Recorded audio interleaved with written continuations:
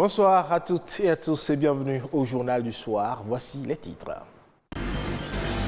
Le directeur de l'Office du baccalauréat a effectué dans la semaine une descente au CEG Gbegama. Objectif, s'enquérir de l'évolution du processus des inscriptions en ligne des candidats libres au baccalauréat session de juin 2023.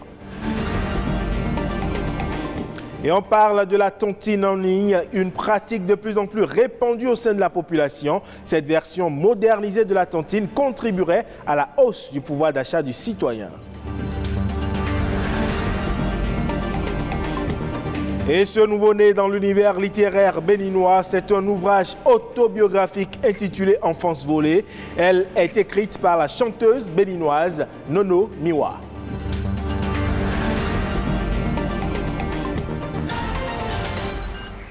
Merci à vous de nous préférer. Je le disais, visite de travail du directeur de l'Office du baccalauréat mercredi dernier au CEG Gbegama. L'objectif était de s'enquérir de l'évolution du processus des inscriptions en ligne des candidats libres au bac session de juin 2023, notamment dans le département du littoral. La dite visite s'inscrit dans le cadre des préparatifs liés à l'organisation de l'examen du bac. Plus de précisions à travers ce élément signé Rodrigue Blondoumain et Marcel Bettero. Processus défini, frais de dossier fixés, date limite de dépôt des candidatures connues, toutes les dispositions sont prises pour faciliter les inscriptions des candidats, notamment des candidats libres au baccalauréat édition 2023. L'inscription se passe en 3 étapes. La première étape, c'est l'inscription en ligne du candidat. Après la première étape, il faut que le candidat aille faire le paiement à la banque. La troisième étape qui est à notre niveau ici, c'est la validation. Les pièces qui sont vraiment nécessaires, c'est la photocopie légalisée du BEPC. Et pour être candidat libre, il faut avoir été au bac au moins une fois. Nous avons donné la possibilité à ceux qui n'ont pas été au bac une fois et qui ont une attestation de travail. Et dès que le dossier est validé, on leur délivre une quittance ou bien un bordereau qu'ils peuvent ramener pour prendre leur numéro de table. Les candidats officiels payent 6 000 et les candidats libres payent 8 000. Mais il faut distinguer aussi les étrangers. S'ils ont des difficultés, l'Office du bac, nous sommes très prompts pour réagir, pour aider ceux qui ont des difficultés, que ce soit à l'Office du baccalauréat ou bien que ce soit au niveau des pôles installés dans les départements. Les inscriptions démarrées depuis le 25 décembre 2022 se poursuivent sur toute l'étendue du territoire national jusqu'au 27 janvier prochain. Parlant de la date de clôture, vous savez qu'à l'Office du baccalauréat, on est très rigoureux. C'est le vendredi 27 janvier 2023 à 17h30.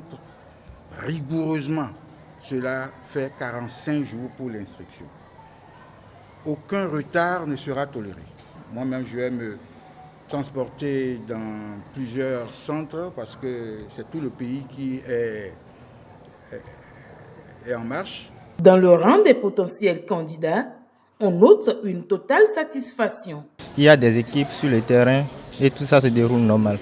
Apparemment, avec les paiements de quittance, on a pu payer en ligne et puis tout s'est bien passé quand même. La machine est en marche pour une bonne organisation du baccalauréat édition 2023. Et sur un autre registre, on parle à présent de cette nouvelle forme de tontine pratiquée de plus en plus sur les réseaux sociaux. Il s'agit de la tontine en ligne. Elle permettrait d'épargner auprès d'une tierce personne via les réseaux sociaux sans toutefois la connaître physiquement. Une pratique qui n'est certainement pas sans risque pour les épargnants. Que savoir de la tontine en ligne? Suivons cet élément. La tontine est un système d'épargne qui existe depuis des décennies en Afrique, mais désormais, elle se modernise grâce au numérique. Pas besoin de se déplacer. La tontine en ligne se fait de façon rotative et exclusivement par le biais des réseaux sociaux. J'ai eu à faire l'expérience une fois et j'ai donné des tontines en ligne et la personne m'a dit que j'aurais des colis en retour que j'ai eu. Faire sortir mon argent de ma poche et envoyer à quelqu'un que je ne maîtrise pas bien, que je ne connais pas, et lui envoyer soit disant que je suis en train de faire une tontine. C'est pas ma chose. Moi, oui, j'ai trouvé de bénéfices dedans. Pour moi, c'est fiable. C'est quelque chose de confiance. Vous confiez votre argent à quelqu'un, bien à une entreprise, disons en ligne. que vous ne connaissez pas. Alors c'est un gros risque que vous prenez, quoi. Tontine pour achat, entre autres, de sacs, de chaussures, de pailles et des ustensiles de cuisine. De plus en plus, des groupes WhatsApp et Facebook se créent dans le but de réaliser des tontines. Ils sont devenus très tendance et chacun y trouve son compte. Désormais, nous n'avons plus besoin d'avoir un tontinier avec caisse ou bien sac en main qui se promène et qui va donc susciter l'attention des voleurs. On n'aura plus ça. Donc avec le numérique, les fonds paraissent plus sécurisés. Ça se passe dans une certaine discrétion donnée. Nous pouvons être au Bénin et participer à une tontine aux États-Unis, dans un autre pays. Cela montre donc que cette tontine en ligne permet de briser les frontières. Et contrairement à la tontine classique, celle en ligne ne nécessite pas la présence des membres. Certains le font entre amis, d'autres ne se connaissent pas, ce qui pourrait constituer un risque. Nous supposons un instant que l'un des membres ou des adhérents de cette tontine n'arrive pas à payer à temps. Quels seraient les recours contre ce dernier s'il est dans un pays loin? Le code sur le numérique par rapport aux opérations financières demande à ce que ceux qui les pratiquent puissent faire des déclarations à hauteur du montant de transactions financières. Mais la vraie question est de savoir ceux qui initient cette tontine-là, est-ce que réellement ils arrivent à faire ces formalités? Ce n'est pas évident. Et s'ils ne le font pas, et lorsqu'il y aura des difficultés, à qui faire recours? Face à cette nouvelle pratique où la confiance ne peut être garantie, les spécialistes recommandent de faire recours aux institutions financières compétentes pour sécuriser son argent. Il n'y a pas d'épargne sans risque. Toutefois, les institutions financières qui quand même ont une certaine couverture institutionnelle reconnue paraissent plus conseillées pour faire les épargnes. Les amoureux des tontines, responsables comme membres, doivent être vigilants pour ne pas se faire arnaquer. À présent, on parle de cette sortie livresque, cet ouvrage autobiographique intitulé « Enfance volée », une œuvre littéraire publiée par une chanteuse, la chanteuse béninoise Nono Miwa. Enfance volée, tout simplement parce que je n'ai pas eu mon enfance comme j'aurais voulu l'avoir, ou comme aujourd'hui on voit un peu partout les enfants qui sont bien avec leurs deux parents, sortir, jouer, manger, prendre les 3 repas par jour, etc. L'idée m'est venue depuis 2003, mais je crois que le déclic c'est en 2016, après un divorce. Voilà. Je suis présidente d'association, je suis aux côtés des orphelins. Et quand je suis avec ces enfants, je regarde de gauche à droite, je dis mais pourquoi? Certains enfants n'ont même pas perdu les 2 parents, mais qui se retrouvent seuls avec des inconnus. Ce n'est pas juste. La guerre aujourd'hui en Ukraine ou un peu partout, les enfants qui sont forcés de partir de chez eux, ce n'est pas normal, c'est une enfance volée. Pour la sensibilisation aussi, pour dire stop à la violence infligée aux enfants surtout, aux femmes, et en général, stop à la violence. Parce que la violence détruit. Je continue de jouer, j'ai fait ma dernière scène en France cet été. Étant déjà artiste, on est déjà écrivain, parce que nous écrivons déjà la plupart de nos textes. Donc je continuerai la chanson. J'ai 3 albums, mais avec plusieurs singles. Nientobe jejevielo, mekeye puenama, mimunyabe nyejima.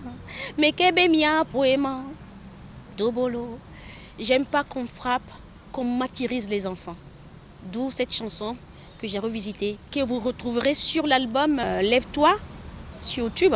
Enfance volée aux éditions Le Lys Bleu, France. Et puis, hors de nos frontières à présent, on part pour Khartoum où, depuis le soulèvement de 2019, les femmes ont pu obtenir quelques avancées. Parmi elles, l'ouverture d'un centre d'arts martiaux pour femmes. Elles peuvent y pratiquer différentes disciplines, mais le seul centre du pays a proposé ces entraînements. Depuis la chute du président Omar El-Béchir, il y a aussi des retours en arrière. Suivons cette correspondance de nos confrères de France 24. Il y a 4 ans, cette scène aurait été impossible. Ces cours d'arts martiaux réservés aux femmes ont ouvert en 2019, juste après la chute d'Omar El-Béchir. Ici, elles s'entraînent sous le regard de Myriam, une des premières femmes coachs de Muay Thai au Soudan. Quand le chef de ce centre a créé ce cours, il s'est rendu compte qu'il n'y avait pas d'endroit où les femmes se sentaient en sécurité. L'art martial était réservé aux hommes ici. Et il a décidé qu'il voulait un espace sécurisé et accueillant pour qu'elles puissent s'entraîner avec une femme coach. Les femmes se sentent à l'aise ici pour apprendre à se défendre soi-même. Depuis la Révolution, elles ont pu s'émanciper. Mais aujourd'hui, la junte au pouvoir tente de leur retirer ces libertés avec la mise en place d'une police communautaire et la multiplication d'arrestations sans motif juridique. Pour autant, ces combattantes n'imaginent pas de retour en arrière possible. Les femmes sont devenues plus ouvertes et souhaitent faire ce qu'elles veulent. Il y a un mouvement qui encourage les femmes à faire du sport. Elles se soutiennent entre elles et s'encouragent à sortir et à faire ce qu'elles aiment.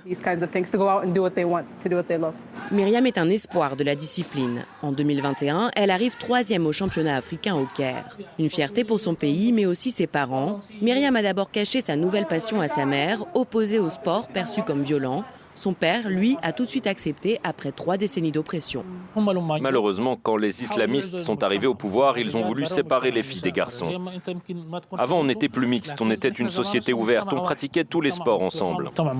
Pour les amis de Myriam, la pratique des arts martiaux contribue à changer les mentalités. On sait que la société soudanaise n'est pas ouverte et lutte contre les nouvelles idées. Mais on trouve toujours une façon de faire passer notre message ou le présenter d'une manière acceptable par la société. Les femmes, très actives dans la révolution, doivent continuer de se battre pour pérenniser ces libertés acquises, encore fragiles. Ainsi se referme cette édition à retrouver sur toutes nos différentes plateformes digitales. Merci à toutes et à tous et à bientôt.